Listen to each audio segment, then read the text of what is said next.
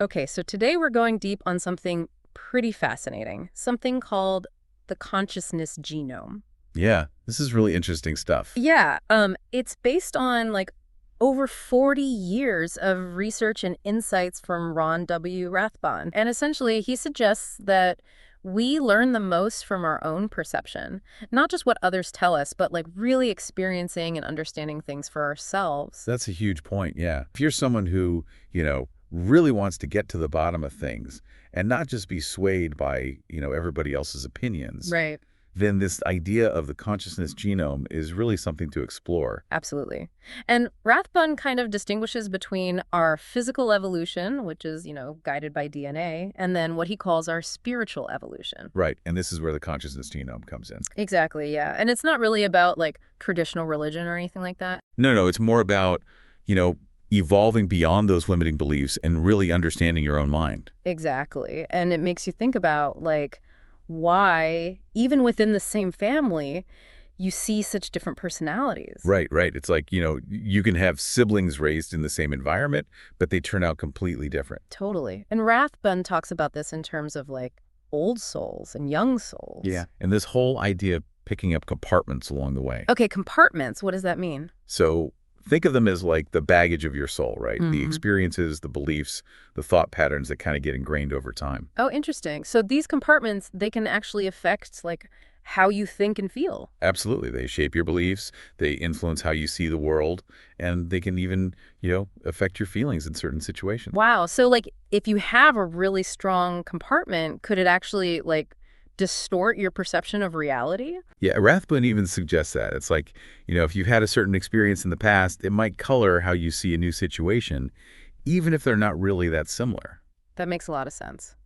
So how do you deal with these compartments? Can you get rid of them? He calls this method the Kelee. And it's a specific type of meditation designed to dissolve those compartments. Rathbun talks about detachment. Okay, detachment, so not letting them control you. Exactly. It's about being aware of those influences, those compartments, without letting them run the show, so to speak. Got it. So where did Rathbun actually get this whole idea of the consciousness genome? How did he come up with this? It's actually a really interesting story.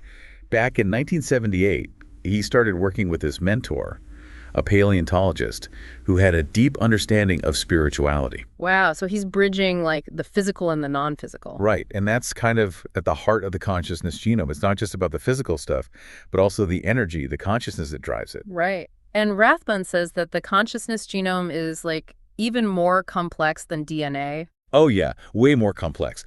DNA is complicated, but the consciousness genome, which is rooted in what he calls nonlinear energy. Nonlinear energy, what's that? Well, you can kind of think of it as a more dynamic and interconnected form of energy. It's not as fixed or linear as something like, electricity. Okay, so it's more fluid and ever-changing. Exactly. And Rathbun dedicated decades to studying this.